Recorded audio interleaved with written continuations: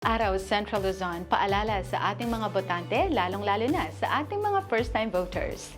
Ilan sa mga nakakalito para sa mga first-time voters ay kung ilan nga ba ang kailangang iboto sa Senado, Konsehal at Party List. Para sa senatorial position, 12 candidates ang kailangang piliin at iboto. Para naman sa mga konsehal sa local position, 8 candidates ang kailangang piliin at iboto.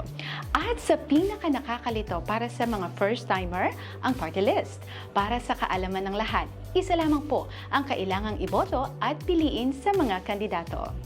Ako po si DJ Alex Zambrano. Samahan niyo po kami sa programang Ang Paglalahad 2025 upang mas pag-usapan at unawain ang mga mahahalagang issue ng halalan.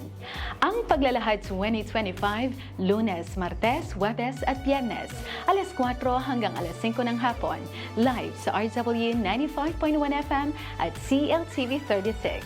Sabayang mapapanood sa Signal Channel 115, sa FB pages ng RW 95.1 FM, CLTV 36, Sunstar Pampanga, at sa website at YouTube channel ng CLTV 36. Dahil boto mo, kinabukasan mo.